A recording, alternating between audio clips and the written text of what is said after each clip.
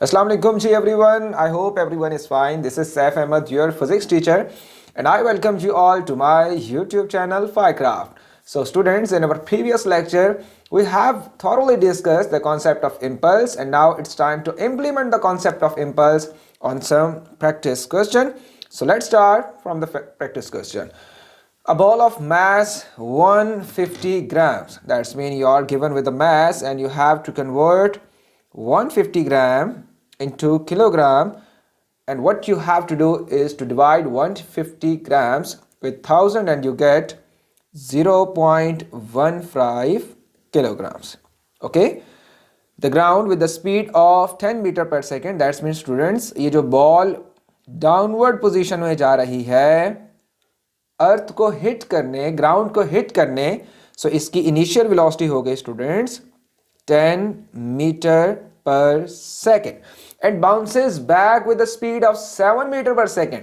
सो students, मैंने आपको कहा था कि जब भी डायरेक्शन चेंज होगी आफ्टर कोलिजन तो आप दोनों में से, चाहे आप इनिशियल वेलोसिटी या चाहे आप फाइनल वेलोसिटी, दोनों में से किसी एक वेलोसिटी को आप नेगेटिव कंसीडर करोगे. क्यों? क्योंकि वेलोसिटी एक वेक्टर क्वांटिटी है और जब भी डायरेक्शन चेंज होगी सो हमें मेंशन करना पड़ेगा कि कौन सी डायरेक्शन को हम पॉजिटिव ले रहे हैं, कौन सी डायरेक्शन को हम नेगेटिव ले रहे हैं. क्लियर? सो इसी तरह समझ लें, जिस तरह आप मैथ्स में plus Y axis plus X axis यहाँ लेते हो, नेगेटिव एक्स एक्सिस यहाँ लेते हो, प्लस वाई यहाँ लेते हो स्टूडेंट्स, नेगेटिव वाई आप यहाँ लेते हो. सो इसी तरह आपने समझ लेना है कि जो कि डाउनवर्ड डायरेक्शन में है उसको हम नेगेटिव ले लेते हैं, जो कि अपवर्ड डायरेक्शन में उसको पॉजिटिव ले लेते हैं. So I have to take initial velocity negative sign and with final velocity I have to take plus sign. Okay, so आप वेलोसिटी, फाइनल वेलोसिटी के साथ भी नेगेटिव साइन ले सकते हैं, इनिशियल वेलोसिटी के साथ आप पॉजिटिव ले लें, लेकिन बस आंसर किसी में पॉजिटिव आएगा, किसी में नेगेटिव आएगा, answer remain the same. Okay, so now the first part you have to find the impulse during the impact. Okay, so the formula for impulse is delta P mv minus u students. Clear? And now just put the values. 0.15. What is velocity? It's 7. What is initial velocity? It's minus 10. And now if you multiply, okay, sorry, if you arrange the factor in the brackets, you will get 7 plus 10, it's 17. and अगर आप calculator से इसको students multiply कर दें तो I guess ये answer आएगा आपका 2.55 न्यूटन सेकेंड आ जाएगा. इसको ट्राई कर लीजिए, आई होप सो यही आंसर आएगा. Clear? Okay, in the part B you have to find out the average force when the impact time is 0.02 seconds. Okay, so the B part is F average is equal to F average, that's mean impact force or resultant force, you can also say that. So average force is equal to delta P divided by T students. Clear? So ये delta P students जो आया है ये आप यहाँ put कर दीजिए. So क्या आंसर आएगा? एनिमेशन के ऊपर लिख रहा हूँ लेकिन आई होप सो कि आपको विजिबल हो जाएगा. 2.55 डिवाइडेड बाई 0.02 करेंगे स्टूडेंट्स तो आई होप सो कि आपके पास आंसर आ जाएगा 56 न्यूटन आंसर आ जाएगा. इसको स्टूडेंट्स खुद ट्राई कीजिएगा, आई होप सो ये आप इजीली कर पाएंगे क्योंकि लास्ट एग्जांपल भी हमने इसी कॉन्सेप्ट के ऊपर बेस किए थे. ओके जी students, let's talk about the new topic that is law of conservation of momentum. Law of conservation of momentum समझाने से पहले आपको थोड़ा सा एक हिंट देता हूँ. हिंट कुछ इस तरह है कि आप ए लेवल में इलास्टिक कोलिजन और इन इलास्टिक कोलिजन के मतलब आप डिटेल से इंफॉर्मेशन पढ़ेंगे. क्लियर? सो अभी मैं आपको शॉर्टली सा समझा देता हूं. आपके पास एक मैजिक बॉल है, ओके, और एक आपके पास हार्ड बॉल है क्रिकेट की. अब जब आप एक मैजिक बॉल को, जो बच्चे जैसे खेल रहे होते हैं रबर की, जिसमें बीट्स में लाइट्स भी ऑन हो रही होती हैं, अगर आप एक मैजिक बॉल को एक खास हाइट से स्टूडेंट्स ड्रॉप करेंगे तो वो अर्थ से स्ट्राइक करेगी और दोबारा रीबाउंड होगी और आई होप सो कि ये उसी हाइट पे वापस आ जाएगी जिस हाइट से आपने उस मैजिक बॉल को थ्रो किया है, उस रबर बॉल को थ्रो किया है.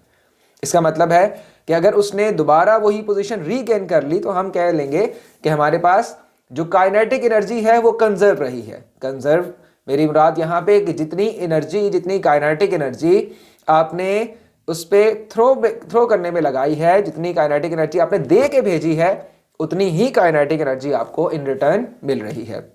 इस तरह की कोलिजन को स्टूडेंट्स हम कहते हैं इलास्टिक कोलिजन कहते हैं, लेकिन ये आप कहां पढ़ेंगे, ये आप ए लेवल में पढ़ेंगे। क्लियर। इसी तरह जो इनइलास्टिक कोलिजन होती है स्टूडेंट्स, इनइलास्टिक कोलिजन ये कि अगर मैं एक हार्ड बॉल को किसी भी रफ सरफेस के ऊपर या किसी भी इवन फ्लैट सरफेस के ऊपर भी उसको अगर मैं थ्रो करूं, तो आप गौर कर रहे होंगे कि वो जो हार्ड बॉल है क्रिकेट की, वो उसी हाइट पे वापस नहीं आएगी, वो 50% हाइट पे आ सकेगी, 40% हाइट पे आएगी, उससे ज्यादा वो शायद हाइट पे ना आए। इसका मतलब है यहां पे काइनेटिक एनर्जी कंजर्व नहीं रही, क्योंकि जिस काइनेटिक एनर्जी से आपने बॉल को डाउनवर्ड थ्रो किया, उसी काइनेटिक एनर्जी से बॉल आपको दोबारा वापस रीबाउंड होती हुई दिखाई नहीं दी। इसका मतलब है ये इनइलास्टिक कोलिजन है जिसमें काइनेटिक एनर्जी किसी और फॉर्म ऑफ एनर्जीज में क्या हो गई है, कन्वर्ट हो गई है। हालांकि टोटल एनर्जी इन दोनों केसेस में क्या रही है, सेम रही है। Clear students. ओके, सो हम क्या कहते हैं कि चाहे कोलिजन इनइलास्टिक हो या चाहे कोलिजन इलास्टिक कोलिजन हो, इन दोनों केसेस में जो मोमेंटम की वैल्यू है वो कंजर्व रहती है। स्टूडेंट्स क्या मतलब निकला, मतलब ये स्टूडेंट्स कि अगर एक जो ऑब्जेक्ट जा रहा है किसी और ऑब्जेक्ट से कोलाइड करने, अगर आप इसका मोमेंटम ऐड करो और बिफोर कोलिजन आप इस ऑब्जेक्ट का मोमेंटम ऐड करो, देन आफ्टर कोलिजन जब आप इन दोनों के मोमेंटम को ऐड करोगे और आफ्टर कोलिजन इन दोनों के मोमेंटम को ऐड कर दो, तो आप देखोगे कि इनके जो आंसर्स आएंगे वो सेम आएंगे। इसका मतलब है स्टूडेंट्स कि ये जो मोमेंटम हम ट्रांसफर कर रहे हैं एक ऑब्जेक्ट से दूसरे ऑब्जेक्ट में, ये कुछ इस तरह से बिहेव करेगा कि मोमेंटम जितना दे के भेजेंगे एक ऑब्जेक्ट को, या मोमेंटम जो दोनों ऑब्जेक्ट के पास होगा, वो आफ्टर कोलिजन भी उतना ही रहेगा, सिर्फ एक दूसरे से शेयर कर लेंगे, और शेयर कुछ इस अंदाज से करेंगे कि उनका सम हमेशा इक्वल होगा। आई थिंक ये टॉपिक थोड़ा सा आपको थोड़ा सा बोरिंग लगेगा थोड़ा सा स्टार्ट में, लेकिन हम इसकी एग्जाम्पल करते हैं तो आई होप सो कि आपको बेहतर समझ आ जाएगा। अब आपने स्टूडेंट्स माइंड को बिल्कुल रिलैक्स करके इस एग्जाम्पल को समझनी है, जो एग्जाम्पल मैं अभी आपको यहाँ पे समझाने लगा हूँ। आपने देखा स्टूडेंट्स कि ये जो दो ऑब्जेक्ट हैं ये एक खास वेलोसिटी से मूव कर रहे हैं और वेरी सून ये आपस में कोलाइड करने लगे हैं। क्लियर। अब मेरे पास स्टूडेंट्स दो ऑब्जेक्ट हैं, एक ऑब्जेक्ट ये वाला है, एक ऑब्जेक्ट ये वाला है, लिहाजा इसको मैं स्टूडेंट्स नाम दे देता हूं 1 का, इसको नाम दे देता हूं 2 का। क्लियर। अब अगर मैं ऑब्जेक्ट 1 का मोमेंटम अगर मैं स्टूडेंट्स फाइंड आउट करूं तो मैं किस तरह से फाइंड आउट करूंगा, you know that momentum is basically the product of mass and velocity, and here the mass is 3 kg and the velocity is 8 metre पर second, so you get your answer which is 8324 newton second. Clear students. अब जब मैं object 2 का momentum find out करूंगा, यहां पे ये साथ साथ आपने नोट डाउन करना है, मोमेंटम फाइंड आउट करूंगा, सो ये 4 × 1 या 1 × 4 अगर मैं करूंगा स्टूडेंट्स, तो ये कितना आ जाएगा, 4 न्यूटन सेकेंड आएगा। अगर मैं इन दोनों मोमेंटम को नाउ ऐड करूं तो स्टूडेंट्स मेरे पास टोटल मोमेंटम जो बिफोर कोलिजन बन रहा है वो बन रहा है 24 + 4 which is 28 Newton second. So students ये आपने डायग्राम को ड्रॉ कर लें जल्दी से, और इस डेरिवेशन को आपने नोट डाउन कर लेना है, क्योंकि आपका जो आंसर है वो 28 है और इसने इस आंसर को आपने अपने माइंड में सेव कर लेना है। क्लियर। दोबारा यहाँ पे आंसर लिख लेता हूँ, मोमेंटम ओके, यहाँ पे लिखा है the total momentum before interaction, ये स्टूडेंट्स कितना आया है मेरे पास 24 न्यूटन सेकेंड आया है। इजी। नाउ मैं इस चीज को इरेज कर रहा हूं क्योंकि मुझे थोड़ी सी स्पेस कम है मेरे पास, लिहाजा अब आप लोगों ने ध्यान से देखना है। सो स्टूडेंट्स मोमेंटम हमने फाइंड आउट कर लिया, और मोमेंटम की जो वैल्यू आई है वो 24 न्यूटन सेकेंड आई है, बिफोर कोलिजन आया है जब हमने दोनों ऑब्जेक्ट के मोमेंटम को ऐड किया। ओके स्टूडेंट्स, अब आफ्टर कोलिजन अब हम चेक करने लगे हैं, आपने बहुत ध्यान से देखना है। Now sorry, yes, now after momentum obviously the mass remain the same। Check कीजिएगा स्टूडेंट्स, वेलोसिटीज कितनी हो गई हैं, एक की 6 हो गई है और एक की 10 हो गई है। नाउ एट दिस सिनेरियो अगर मैं अगेन मोमेंटम फाइंड आउट करूं, क्योंकि मोमेंटम मैं फाइंड आउट करूंगा आफ्टर द इंटरेक्शन या आफ्टर द कोलिजन, सो मैं कह सकूंगा कि momentum for an object after collision, ये प्राइम या ऊपर डैश इसलिए डालूं, that's mean after collision differentiate करवाने के लिए। सो इसका मोमेंटम स्टूडेंट्स कितना हो जाएगा, 3 × 6 and now it's 18 Newton second P1 dash. Okay, and now P2 dash is equal to 1 multiply 10, and now the momentum after collision for the object 2 is 10 Newton second. And if I now add up both of these values, so I get 18 plus 10, and the answer is again 28 Newton second, which is as equal to, sorry, this one is again 28, which is as equal to the momentum before collision. So यहाँ से क्या हमें पता चला students, I hope so कि आपको चीज समझ आ रही होगी। एक दफा दोबारा देख लें, हमने मोमेंटम को ऐड किया स्टूडेंट्स, तो हमारे पास जो आंसर आया वो पहले भी आंसर आ रहा था 28, और अब भी क्या आंसर आ रहा है, यहाँ पे 28 आ रहा है। क्लियर? यहाँ पे थोड़ी सी मुझसे मिस्टेक होगी, पहले 24 लिखा था, आई कैस वो 24 प्लस 4 करोगे 28 ही हो जाएगा। सो स्टूडेंट दोबारा समझिए कि हमने इन दो ऑब्जेक्ट्स का बिफोर मोमेंटम कैलकुलेट किया तो वो कितना आया, 28 आया। अब जब हमने इन्हीं ऑब्जेक्ट्स का जब after collision momentum find out किया तो वो कितना आया स्टूडेंट्स, बोलिए शाबाश, 28 आ गया। सो इन दोनों कोलिजन्स का क्या मतलब हुआ कि जब इन दोनों ऑब्जेक्ट्स ने कोलाइड किया तो मोमेंटम बिफोर कोलिजन जब आपने ऐड किया एंड मोमेंटम आफ्टर कोलिजन जब आपने ऐड किया तो दोनों केसेस में जो मोमेंटम थे स्टूडेंट्स वो क्या रहे, सेम रहे। ओके, सो IG1 में आप सिंपल चीज़ों में आप मोमेंटम फाइंड आउट करोगे, law of conservation of momentum लगाओगे, ए लेवल में जाकर थोड़ा सा डिफिकल्ट कर देंगे आप। ओके, सो अब आते हैं डेफिनेशन की तरफ। आई होप सो कि आपको इस एग्जाम्पल से ये चीज पता चल गई होगी कि law of conservation of momentum fulfil हो रहा है। So the principle of conservation of momentum, when two or more bodies act on one another, that means if the both bodies collide with each other, the total momentum of the bodies remains constant students। Clear? क्योंकि हम क्या कर रहे हैं students, हम दो object का collision करवा रहे हैं। अब जब कोलिजन होगा तो आपको मालूम है ना कि मोमेंटम एक दूसरे ऑब्जेक्ट को ट्रांसफर होगा, और जब ये मोमेंटम ट्रांसफर होगा तो उससे क्या होगा कि मोमेंटम पहले भी सेम रहेगा, मोमेंटम आफ्टर कोलिजन भी सेम रहेगा, टोटल एनर्जी पहले भी सेम रहेगी, टोटल एनर्जी आफ्टर कोलिजन भी सेम रहेगी।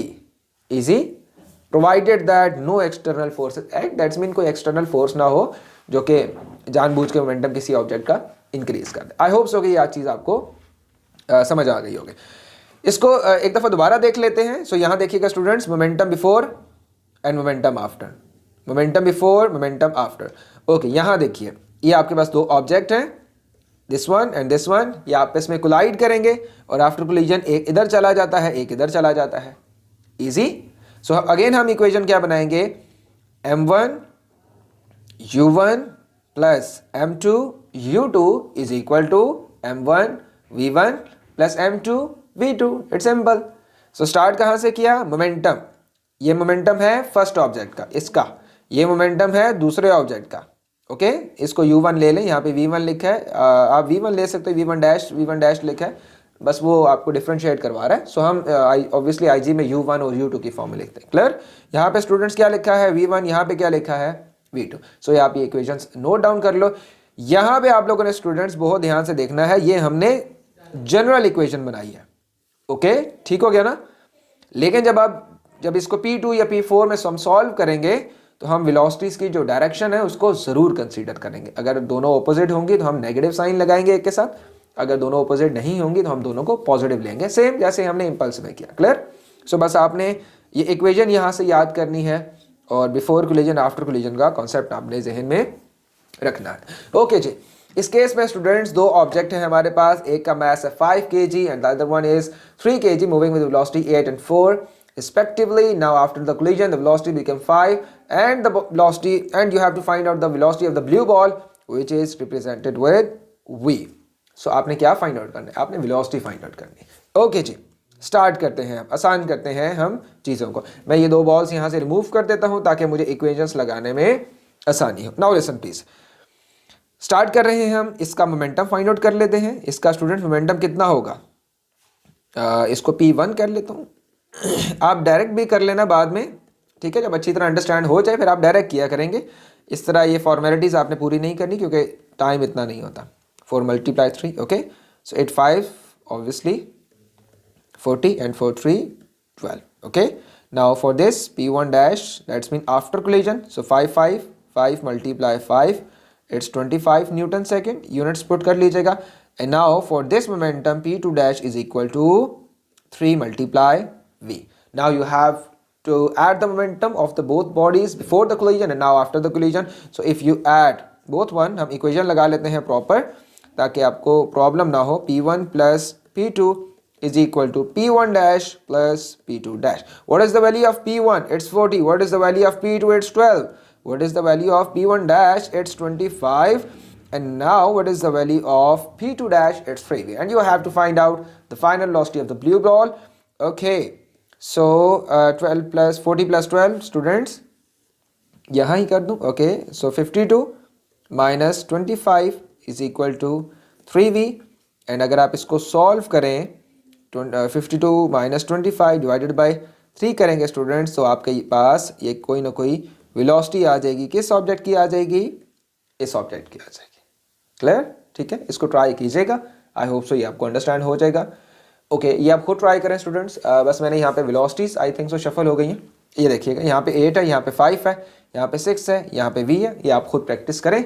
आई होप सो कि आपको अंडरस्टैंड हो जाएगा. इसकी जो वैल्यूज़ है वो आपने निकाल देनी है.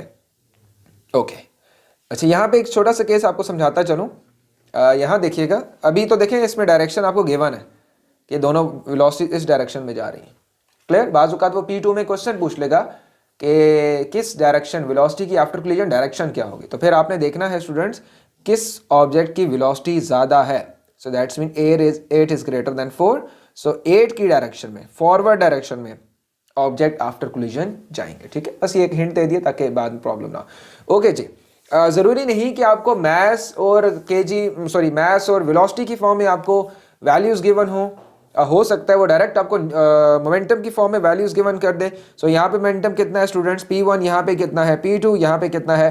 P1 dash. एंड यहाँ पे कितना है? P2 dash. अगेन मैं स्पेस बना लेता हूँ ताकि आपको समझाने में आसानी हो. Now you have to put the formula P1 plus P2 is equal to P1 dash plus P2 dash. Okay, so if you put the values, that is 10 plus 3 is equal to, what is the value of P1 dash? It's just the P. And what is the value of P2 dash? It's 7. Okay, so 10 plus 3 13 minus 7. So आपके पास answer आ जाएगा क्या answer आ गया आपके पास? Sorry 6 answer आ गया. ठीक है, 6 न्यूटन सेकेंड आंसर आ गया. इजी? क्लियर? Okay, good.